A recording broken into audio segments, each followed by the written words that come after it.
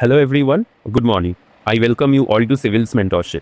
So in our previous session, we had discussed or rather we have brainstormed two questions from world history of our GS paper 1. In this session, we will go through the answers that I wrote for those world history questions. And I will show you that what answers I had written and what were the feedbacks that I had received. See, the goal is not to see the marks, but to learn how to think, write and present better in our UPSC mains. So whenever you will also be writing your answers, it's your goal should not be that how much marks you are getting. No, even if you get 1 out of 15, that's also good because you are learning something. So the only thing is that you need to take the feedbacks and you need to improve on it. So that's why I am saying repeatedly that keep writing. So let's start with these answer discussions. So when I wrote these answers, I tried to follow the 3-part structure as we all know: introduction, body and conclusion. So what was the first question? So first I will show you that what answer I had written, and then I will show you the feedbacks and what were the mistakes that I did.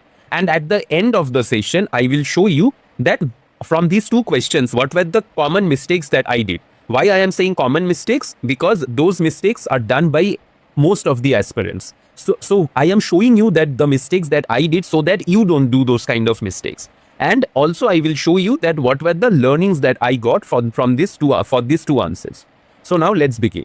So first question was, the French Revolution has an enduring relevance to the contemporary world. Explain. So it was a 15-marker question. So in the introduction, what I had written, now introduction, I had clearly mentioned about that the French Revolution of 1789 marked a decisive break from the old order of monarchy, privilege and hierarchy. It redefined political and social values around the ideals of liberty, equality and fraternity.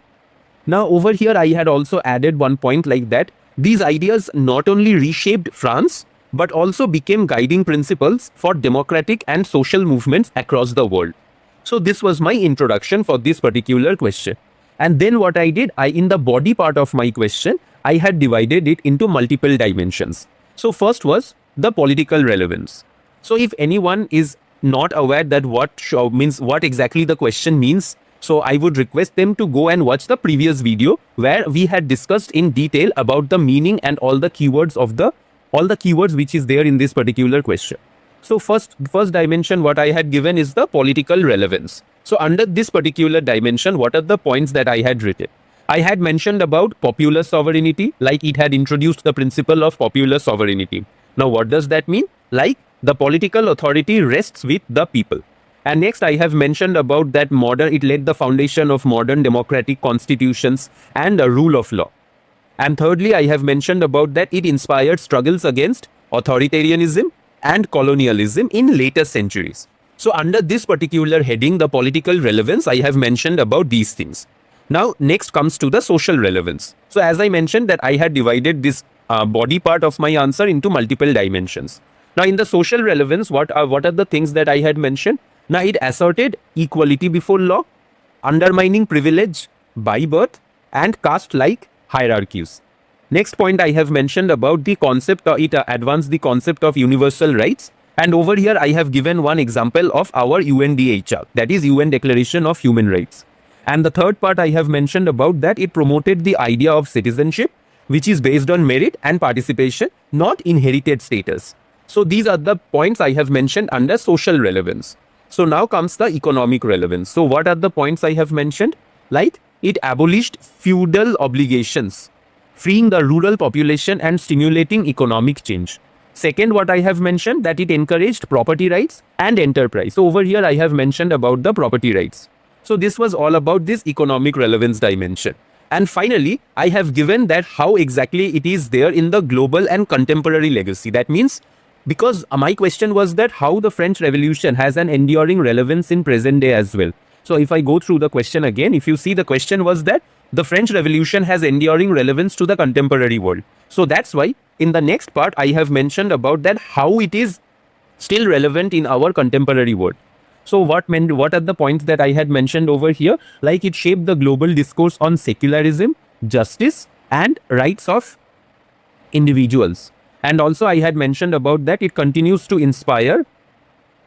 It continues to what? Now it continues to inspire movements against inequality, autocracy and social injustice. And over here, whatever the points I have mentioned above, I have given it in a flowchart manner, like the French Revolution, liberal and nationalist movements, anti-colonial struggles and modern democracies. So this is how I have mentioned in my body part. And finally, the conclusion part. So in the conclusion part, what I have mentioned, like I have summarized it, like how it is there. Now, thus the French Revolution enduring message lies in its universal ideals of liberty, equality and fraternity. Now, these continue to guide democratic societies, reminding the world that progress depends not only on political change, but also on the constant pursuit of justice and human dignity. So basically, you can say that whatever the answer that I had written in my previous body part or the introduction part, over here in the conclusion part, I have summarized it. So this is how I have written this particular answer. Now I will show you that what exactly feedback that I had got for this particular answer. Now let's come to the feedback. See, in the introduction part, what feedback I had got? That it's a decent intro. It's a decent intro, but be brief. That means it was too long. So they have given suggestions also, like I could have mentioned about the 3 estates like ancient regimes and all. And over here, I have mentioned about these things also, like that liberty, equality and fraternity also. So they are suggesting that how these particular things, that how these ideas, that liberty, equality and fraternity became the guiding principle.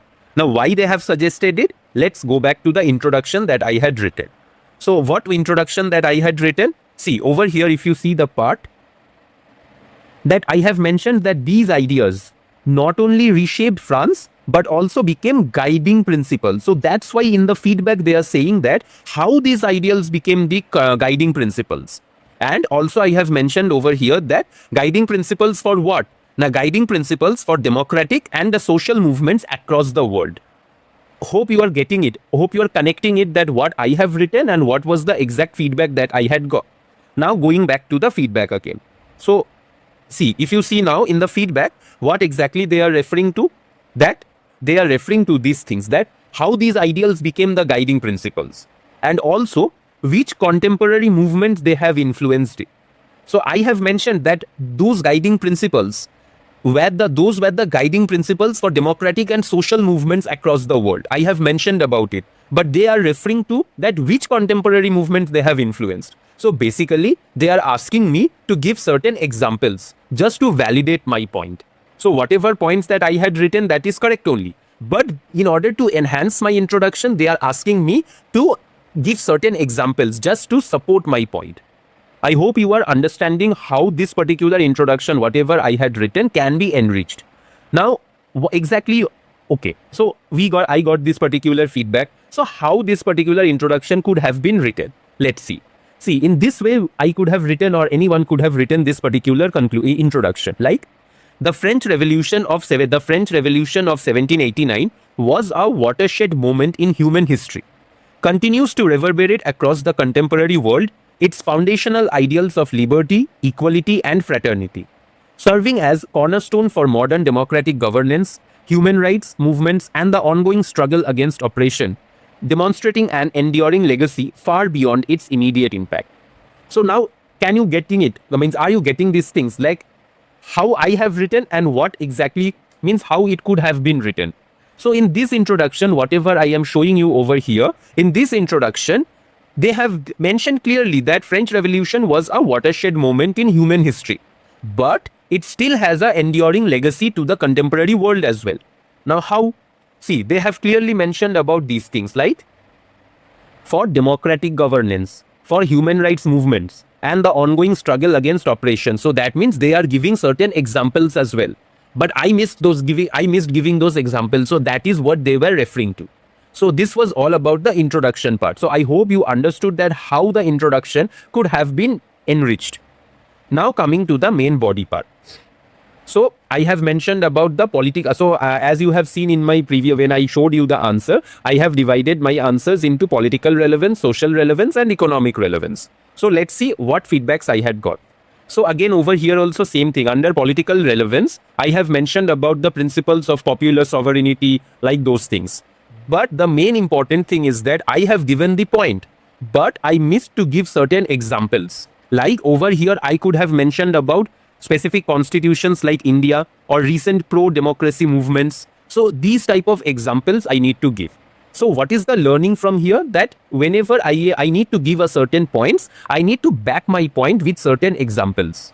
See, in the next point also, I have mentioned, see, the structure or the point that I had mentioned is absolutely correct only.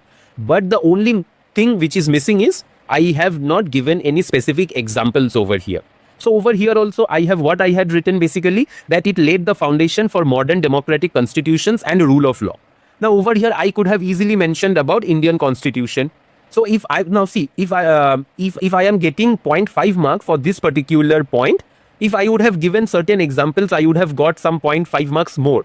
Now you know, right, that 0.5 marks also will make a huge difference. So these are the learnings which we need to learn, but we can learn only when we write answers. That's the only thing. So that's why I am repeatedly saying keep writing.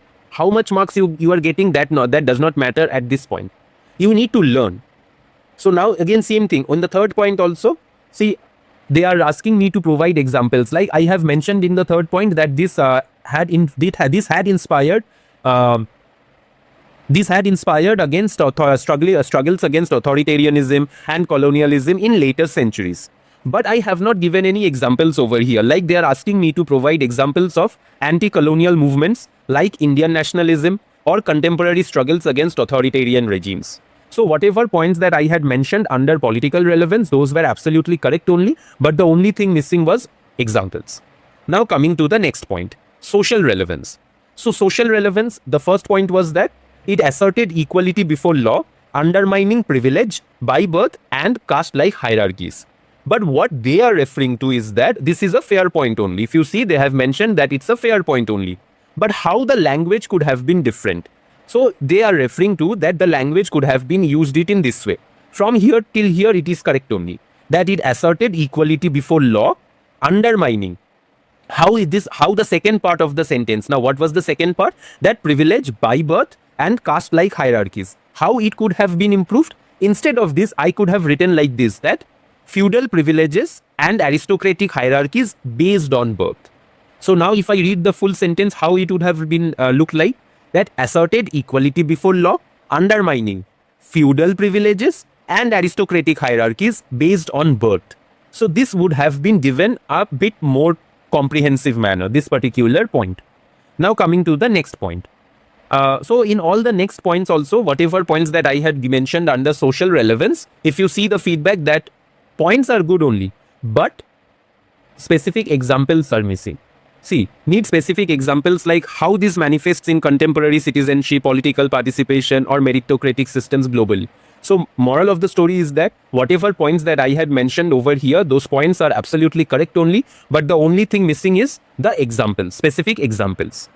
Now coming under economic relevance. So over here also same feedback I had got, that connect it to contemporary times. I have not connected it to the contemporary times. So like how I could have connected it to contemporary times, like what was my point? It abolished feudal obligations.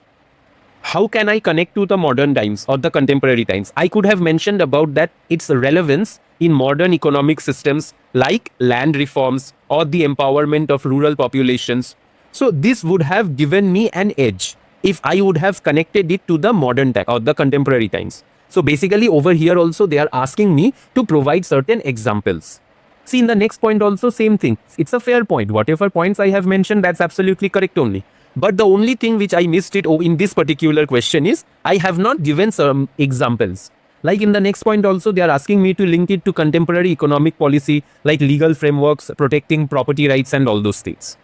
So in the next point also, if you see, they are asking to provide certain examples over here also, like what exactly I had written over here, that it shaped the global discourse on secularism, justice and rights. But they are asking me to provide certain examples, specific examples of secular states which were influenced by French Laicite concept.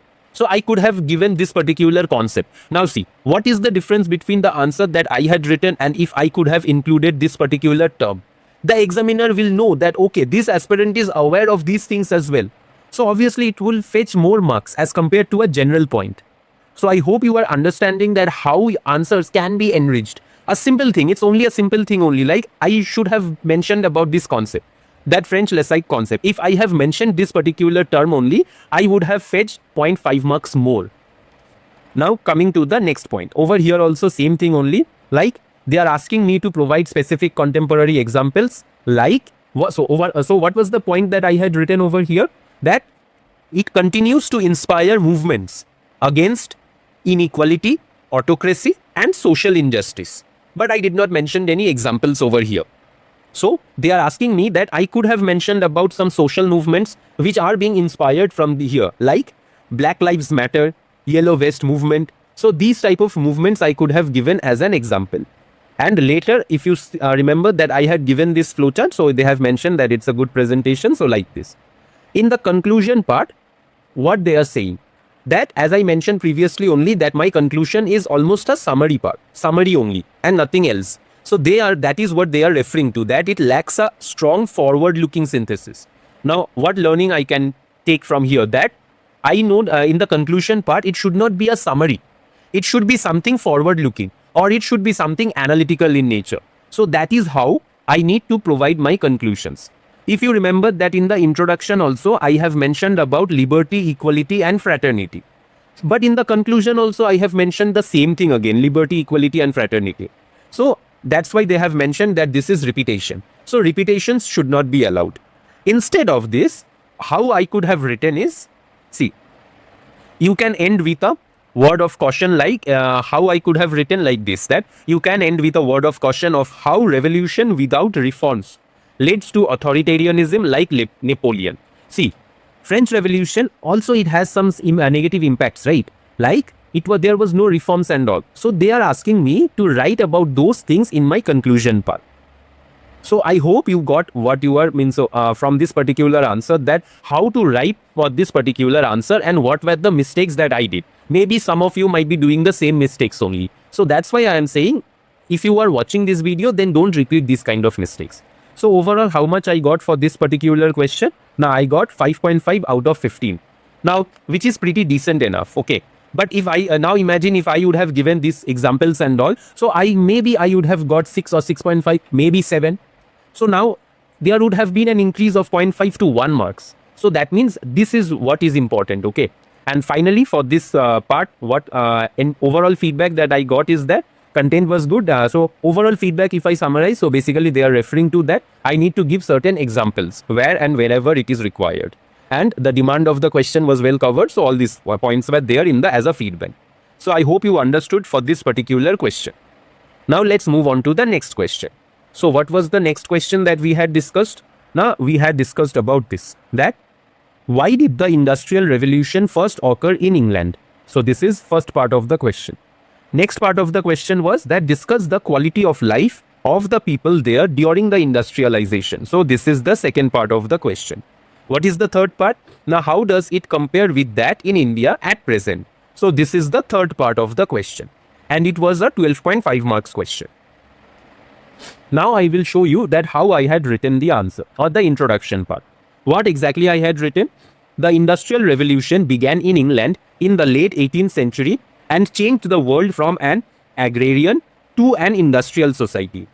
England became the starting point because of its natural advantages and favorable political and economic conditions. So this was my introduction. Now, as I mentioned, as we have discussed in our last video, that this particular question has 3 parts. First part was that why England? Why the Industrial Revolution first started in England? Now let's see how I had written. So what are the points that we had discussed in our video last video only? Like abundant coal and iron helped run machines and build industries. Like a dense network of rivers and ports supported transport and trade. The agricultural revolution increased the food supply and released labor. So this is how I have mentioned it in a point-wise manner. What else I have mentioned? Like I have mentioned about this political stability also and protection of property. I have mentioned about that colonial markets provided both raw materials and buyers. And the most important thing, I have mentioned about the scientific inventions as well, like the steam engine. So these are the points I had mentioned under the first heading, like why England first. Now comes to the next part, that quality of life during industrialization. Now take a note of this one clearly, okay? Just see how I have written and I will show you, I will let you know that why I am telling this. See, in the quality of life during industrialization, what are the points that I have written? Like, life for workers was harsh, long hours, poor housing, and child labor were common. Next, I have mentioned that pollution and overcrowding made living conditions difficult. Over time, labor reforms and education slowly improved their lives. So, these were the points I have mentioned about under the quality of life. Have you seen any positive things that I have written? It's not that during industrialization all the things were negative only, right? So this was a major mistake I did in this particular question, which I will show you in the feedbacks as well. That I have not mentioned anything positive. So this was the mistake that I did over here. So now coming on to the third part, like the third question was that how can it be compared to present day India? So what are the points that I have mentioned over here? Like India is also industrializing rapidly with similar urban pressures and inequality. And the third point I say, then the next point I have written that, but labor rights, welfare schemes and awareness gives better safeguards now. Okay. And as a part of conclusion, how I have written, like the industrial revolution brought growth, but also great hardship. England's experience shows that progress must include welfare, a lesson still relevant for India today. So this was my conclusion. So I hope you understood that what answer I have written. Now come to this part, the feedback part. So as we have discussed that this particular question has three parts. Now in the beginning only, in the introduction, what they are saying is that in the introduction I have mentioned so many things like the industrial revolution began in England in the late 18th century and changed the world from agrarian to an industrial society. What they are saying that the introduction could have been sufficient from here to here itself. Now this particular part, whatever I have written, like England became the starting point because of its natural advantages and favorable political and economic conditions. So this was not needed over here. Okay. So the first part, whatever I had written, that part was okay. So how this particular introduction could have been enriched? Let's see. How it could have been enriched, like in place of whatever I have written, that is correct only. But if suppose in the introduction out of 1 or 2, I would have got maybe 0.5 like that, I need to score more, right? I need to get that extra 0.5 marks. How can I get that? I could have written the introduction in this way also, right? The Industrial Revolution commencing in Britain around the 1760s marked a profound shift from agrarian industrial economies driven by a unique confluence of geographical, economic, political and social factors. These transformations, while ushering in unprecedented growth, also led to significant social upheaval and changes in the quality of life, offering crucial lessons for rapidly industrializing nations like India today. Now, can you observe one thing in this particular introduction? What? Now, as we have discussed that this particular question have three parts. In this introduction, they have covered all the three parts in the same introduction only. Now, how they have covered? See, the first part of the question was that why industrial revolution first occurred in England. Now, how they have covered over here, from here to here, that the industrial revolution commencing in Britain around the 1760s marked a profound shift from agrarian industrial economies driven by a unique confluence of geographical, economic, political and social factors. So these were the factors because of which the industrial revolution first occurred in England. See how smartly they have incorporated this particular point in the introduction only. Next point, the next question was that how was the life over there during industrialization time? How they have mentioned this transformation, while ushering in unprecedented growth, also led to significant social upheaval and changes in the quality of life. See how they have incorporated this part of the question as well. And lastly, what was the third part of the question? That how can it be compared to present day India? How they have incorporated, like offering crucial lessons for rapidly industrializing nations like India today.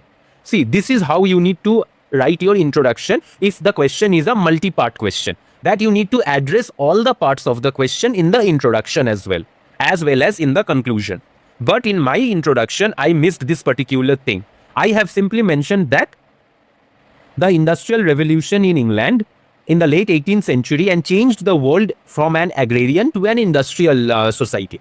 So this is a generic statement that I had made. But more comprehensive statement or more comprehensive, powerful introduction could have been whatever I had shown you. Now come to the next part. What was the next part? Like, why England first? Now over here, I have shown you that I have mentioned about that abundant coal and iron helped run machines and build industries. Like, see, it's a clearly they have mentioned that points lack depth. That means it's not there, it's not more deeper, the point whatever I had mentioned over there. Instead of that, how I could have mentioned? See, I could have easily mentioned that Britain's rich and easily accessible deposits of coal and iron ore, often located close to navigable rivers, were crucial. They have given in examples as well, like innovations like Abraham Darby's coke smelting and Henry Cott's puddling process revolutionized iron production. So I hope you are getting it, like how the answers can be enriched.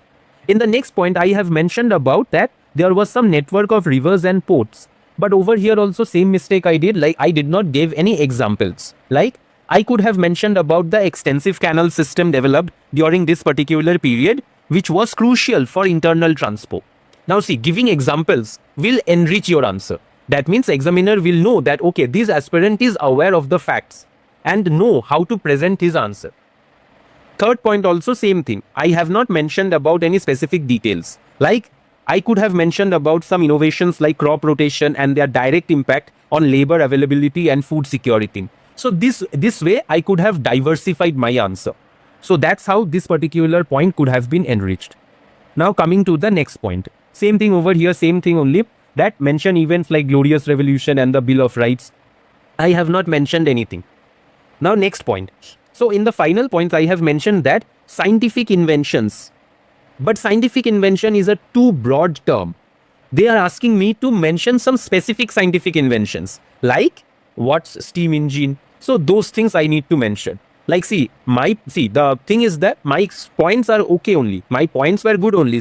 But the only thing missing was that I did not provided any specific examples. Now come to the main thing. I told you previously that in the quality of life during industrialization, I have mentioned all the negative points. So, but I did not mention anything positive. Like what were the positive things that have happened during industrial revolution? Like growth of cities, women worked, income increased, education became universal, social security started. So these were the things also were there, right, during industrialization period. So these were the things also impacted people's life, which I did not mention. So this is a crucial lesson that we should learn, that we should be following a balanced approach. Like if we are pointing something positive, we need to point some negatives as well, and vice versa. So that's why I told you that keep a note of this one. So this is what I made the big mistake over here. And finally, comparison with India today. So over here, what I had mentioned is that India is also industrializing rapidly with similar urban pressures and inequality. But if you see the feedback that it's not up to the mark, even you can also realize that this is a very generalized statement which I had written. Instead of this, what I could have written like that, I could have mentioned about mentioned this particular point in this way. Like India's rapid industrialization, particularly in urban centers, mirrors some historical challenges manifesting in issues like the proliferation of informal settlements like Dharavi in Mumbai, significant income disparities, migrant labor exploitation, and severe environmental pollution. So now you could imagine, right, or now you can see what is the difference between the answer which I had written and how this particular point would have enriched my answer. So this is all about this answer writing. It's a process. As you will practice more, you will get to learn all these things more. You cannot do this in one day. Now coming to the next point.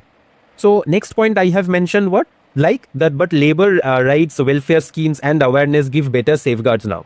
So this is okay. But major things which I had missed it over here, that we have some tech superiority as well, like AI, ML, IoT, IT-led revolutions like in Hyderabad, Bangalore, etc. Okay. So these IT-led revolutions, I have missed to mention it over here.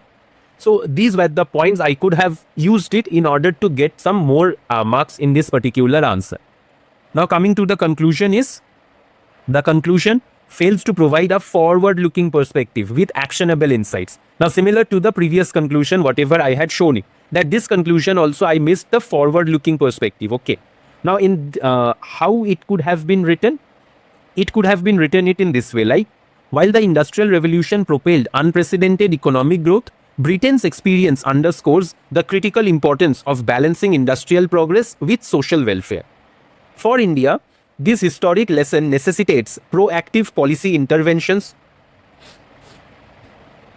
including strengthening labor protections, investing in sustainable urban development, ensuring equitable access to education and healthcare, and implementing stringent environmental regulations to foster inclusive and sustainable industrialization. So, in this way, also, I could have written this particular conclusion. So, this was all about for these two answers. Now, it's not that we will be going through the answer and we will be going through the feedbacks. We will be seeing, we will be learning also. Now, from these two answers, what were the mistakes? Okay, before that, how much marks I got for this particular answer? Now, I got 4.5 out of 15. As I have shown you, right, that what were the mistakes that I did. But still, I could score 4.5 out of 15. Sorry, rather it was a 12.5 marks question only. So out of 12.5, I have got 4.5 only. Now, why I have got it? Because the points which I had mentioned, that was okay only. But the major mistakes, I had shown you what were the mistakes I did. Now, from these two questions, so what were the common mistakes that I had done? Now, from here, I need to see, or else rather these mistakes can be done by you also. So let's see what were the mistakes that I did over here. Like, from the previous feedbacks also, we have seen, right, that the introductions were too long. It should be specific, direct, that's it. The introductions were long. Repetition of same ideas, like I have mentioned about the idea of liberty, equality and fraternity in the introduction, and the same thing I have mentioned in the conclusion as well. Ignoring positives or other dimensions, like I saw you, right? You have seen, right, that in in that quality of life part, I have mentioned only about negatives, but I did not mention anything about the positive impact. So, which is very wrong. Missing contemporary relevance, as I have shown you that I have not given more examples to support my point. And finally, it was an abrupt conclusion. So you people can also, anyone can do these type of mistakes. Okay, so that's why I am showing you that what were the mistakes that I did when I had written this particular answer. And in the next video, see, these answers I had written in my initial days, okay, of my preparation. And I will also show you that based on this feedback, how I have improved my answer in my next sessions. As you will see through all the papers, you itself will realize that how the answers were improved. See, that is why I am repeatedly saying the same thing again and again, that keep writing. You cannot write perfect answer in the D-Day, that is in the mains exam hall. No one can do that, okay? Even the topper also cannot do that thing. It's not a T20 match, it's a test match, okay? So that's why repeatedly do the same thing again and again. Make mistakes, learn from the mistakes, improve yourself, that's it. So from here, how can we improve? What were the feedbacks that I had got? So how can we improve? Like, introduction should be short. Add multi-dimensional points, okay, like positive, negative, all the multi-dimensional points it should be, not to some specific dimensions. Always mention about contemporary events, like the examples. Maintain balance, like positives and negatives. It should not be only positive, it should not be only negative. It should be a balance between both of them. And conclude with lesson or insights and not summary. Use flowcharts or tables wherever possible. Like I have used it, but I could have used it somewhere else as well. So that's what, these are the improvements that we need to do. I will show you how I have used these points in my next answers, which have improved my answer. So in short, if I need to summarize the feedbacks that I had got for these two questions, the structure is fine, but value addition, which I have missed it in these answers, makes the difference. Like in one question, I had got 5.5 out of 15 and the other question I have got 4.5. So that means on an average, if I take, it's 5. But how to get from 5 to 8 or to 7, these enrichments. So this is the biggest learning what we can learn from these answer writing sessions. So what's our biggest learning for today? That UPSC doesn't just test memory, it tests understanding, connection and perspective. Now giving examples will show that you are connecting it to the contemporary times as well. So next time when you write an answer, think that, can I link this to the present? Whenever you are writing any answers for history or any subjects rather, can you connect it to some present day examples? Can I show balance, like positive, negatives and all? Can I end with a lesson, like a forward looking approach and all? So I would request you only one thing, that whatever you get, keep writing. Don't be afraid of evaluations, okay? Every feedback, even if now see, I have shown you that I have got 4.5 out of 15. That does not mean that it's a failure, okay? It's not a failure, it's a direction. No one can get 7 or 8 out of 15 in the very first day. It's a process. You need to learn each day. So that's why I will repeat the same thing again, that keep writing, keep learning, and keep growing. So in the next session, we will be doing two to three more questions from world history, and I will show you in those questions how I have taken these feedbacks and have improved my answer. So till then, work hard, keep learning, keep growing. Thank you.